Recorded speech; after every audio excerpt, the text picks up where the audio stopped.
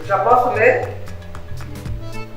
Pode ser até mesmo se estranhar, mas antes de começar as andanças, passei tempos aprendendo a tocar de pés pelas mãos e andar de cabeça virada para o chão. Eu queria mesmo ter isso que chamam por aí de identidade. Porque para mim, identidade não é só falar a língua e tirar fala, feito esses homens que possam soltar.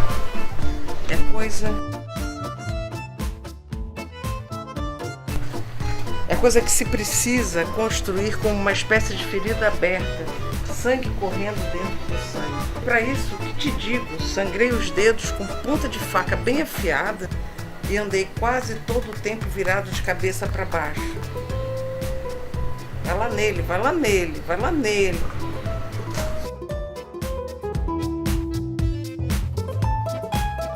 O que eu queria mesmo é me contaminar com a água desses rios, feito doença que nunca sara. Queria lavar meu próprio sangue com o leito invisível. Vai você!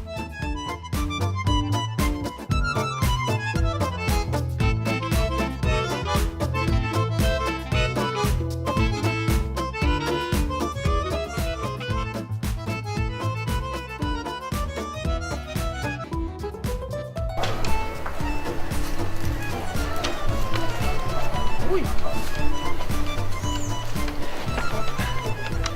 Posso continuar? Me faria para sempre o homem dessas terras.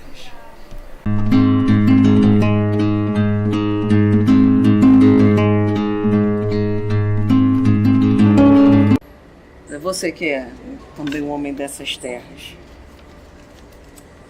Se você tivesse que reformar o mundo debaixo da pitangueira, um pitanga boa para comer,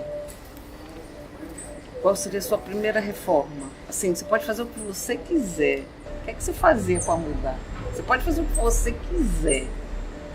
Acho que a principal mudança que tem que ser feita é sobre o olhar que a gente passa a ter sobre o mundo. É exatamente isso que o texto vem trazer, que é a ideia de que as pessoas devem ter um olhar diferente sobre o mundo, ter um olhar, captar a essência da coisa.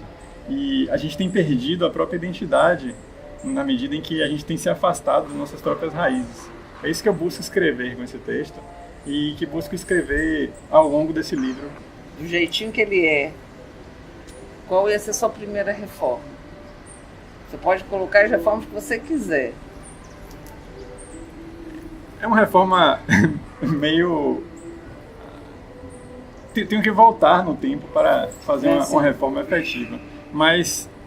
Então a primeira reforma era voltar o tempo. Minha primeira reforma era voltar o tempo e voltar e modificar a própria forma de pensar da humanidade.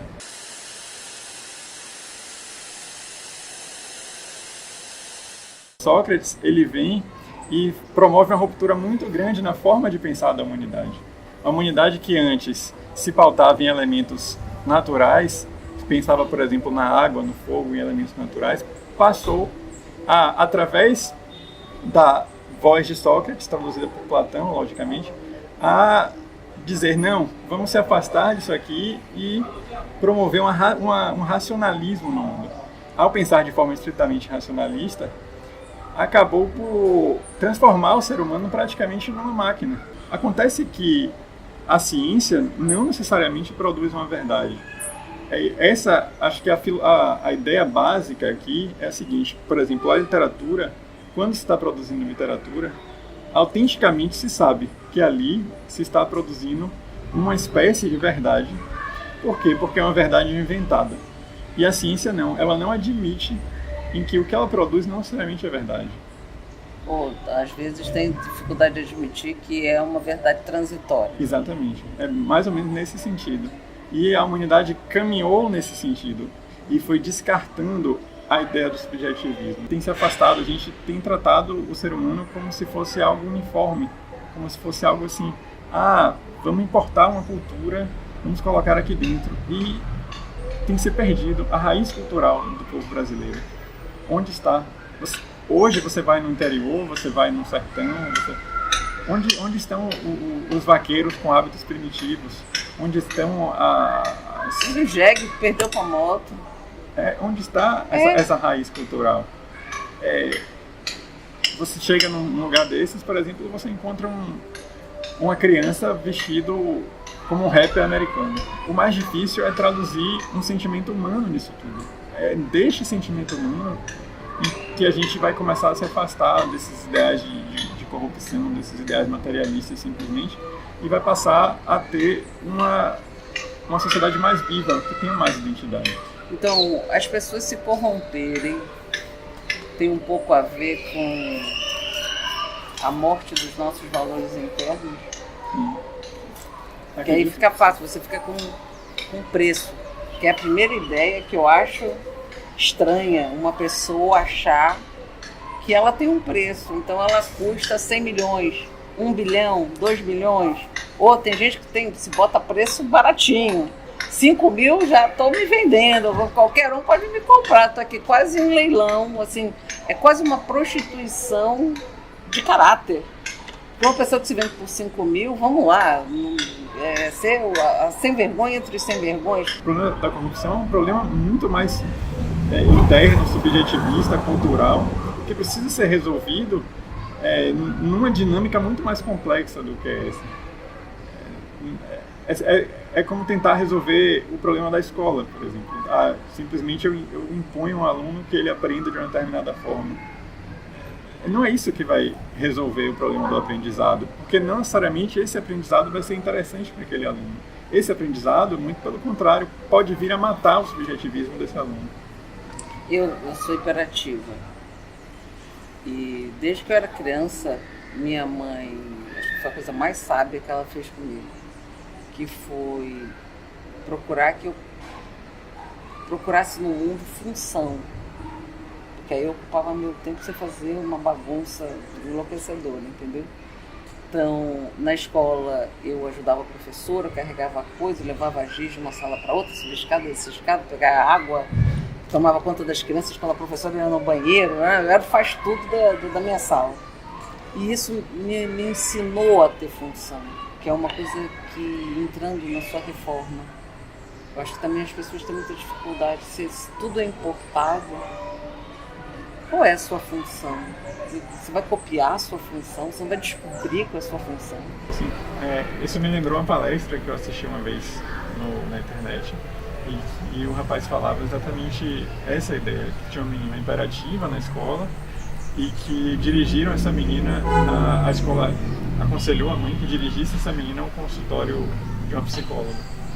Essa psicóloga um dia chamou a mãe dessa menina e disse simplesmente: olha, eu sei que já deram diagnóstico de hiperatividade para sua filha e que deram diversos outros diagnósticos, mas o fato dela ficar na escola inquieta simplesmente revela que precisa existir algum elemento transformador dessa inquietude. Coloca ela numa escola de dança e ela se transformou numa das maiores dançarinas da Broadway. Não me lembro certamente onde foi. Mas é exatamente isso. Hoje, o que se faria? Não, vamos corrigir. É uma distorção para ela ficar normal. E é uma distorção, distorce simplesmente. E uma distorção, vamos normalizar. Mas o que é normalizar? Se eu enxergo a planta de uma forma diferente, eu sou anormal? Não. E valorizar esse ideal subjetivista, que se tem se perdido cada vez mais. A arte é completamente desvalorizada. A escola traz uma educação que sobrevaloriza as ciências exatas, as ciências que dizem traduzir um ideal exato. E as pessoas não se apropriam disso. Então, são coisas loucas que se entrelaçam ao mesmo tempo em que o mundo é assim, as pessoas não sabem nem a tabuada. Então, elas ficam sem nenhum recurso, porque não tem um recurso pragmático, mas também não tem um recurso subjetivo. Então, como eu sou hiperativa, eu reparo em tudo, né? As pessoas vão pagar as coisas no supermercado e parece que assim, o fiel da vida delas, o fiel da balança da vida delas é o computador da moça do caixa. Porque elas estão lá com o carrinho com um monte de coisa, aí estão vendo que o computador está fazendo a conta e o dinheiro está encurtando. Elas se tivessem acesso à tabuada, eles podiam fazer isso sozinhos e decidir com calma se querem o bife ou o shampoo. Se renega ao máximo tipo de renegar que existe. Você renega aquilo que você tem de mais importante, que é a sua inteligência. Porque a escola já não pede mais tabuada, mas também não pede filosofia. Então, o que ela pede? O triângulo isósceles? E para que me serve a fórmula do triângulo isósceles? Ela nunca serviu para nada. Eu, graças a Deus, consegui esquecer dela. É essa necessidade de juntar o elemento pragmático com o elemento transformador e inserir esses elementos na própria vivência do indivíduo. Então, se você fosse baixar o decreto, do reformador, o que é que você vai dizer para o mundo agora? Sua lei, a partir de hoje, o mundo vai ser? A partir de hoje, a gente vai repensar a própria dinâmica do pensamento humano.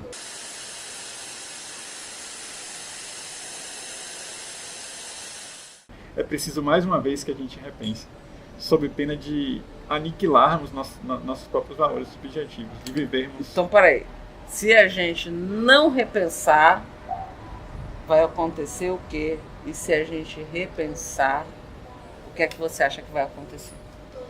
Se a gente não repensar, a gente vai viver um mundo praticamente isonômico, um mundo sem subjetividade e um mundo que incorpora as raízes culturais de países mais fortes. E esse mundo, ele vai ser um mundo problemático e, principalmente, cada vez mais esse mundo vai se caminhar para um mundo materialista e um mundo que os valores essenciais do ser humano vão ser renegados. A gente vai viver um mundo de estrito consumo, em que eu, você ou qualquer outra pessoa vai valer alguma coisa, alguma coisa financeira, não vai ter algum valor subjetivo. Acho que se a gente não pensar, a gente vai caminhar para quase que um desastre, porque a gente sociedade de objeto.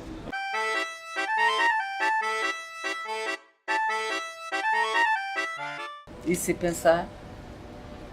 Se pensar, a gente tem a capacidade de retransformar, de reincorporar esses valores culturais, de reincorporar esse subjetivismo. É um processo longo, um processo demorado. A história não caminha de um dia para outro, a gente sabe disso. E depende, para que a gente enxergue isso mais na frente, claro que vai demorar um pouco. Por exemplo, eu trago essas ideias no meu texto, eu trago como uma ideia a se difundir e atinge a milhões de pessoas e simplesmente entretém. Não é essa a minha intenção quando faço isso. Minha intenção é tentar discutir ideias. E acho que a arte tem esse papel. E a gente precisa sempre valorizar esse aspecto artístico, valorizar essa produção. Em poucas palavras, de um jeito bem simples, como é que você diz que vai ser o mundo? Aí, moçada, a partir de hoje... Eu não diria como vai ser o mundo, mas eu traria um texto de Cecília Meirelles, um poema que me fez enxergar a arte de uma forma muito diferente, enxergar a vida de forma muito diferente, que não me lembro ao certo, acho que é Segundo Motivo da Rosa, em que ela olha para uma rosa no jardim e diz: vejo-te naca e seda. E aquele olhar subjetivista de ver a rosa simplesmente naca e seda é um olhar transformador. É preciso que cada um veja a rosa como naca e seda. É preciso que cada um traduza sua personalidade em alguma coisa. E esse olhar é que é importante. Eu traria esse poema para essas crianças e diria: fujam simplesmente do que te falam, do que te impõem, mas traduzam aquilo que está na essência de vocês. Vejam a rosa e naca e seda.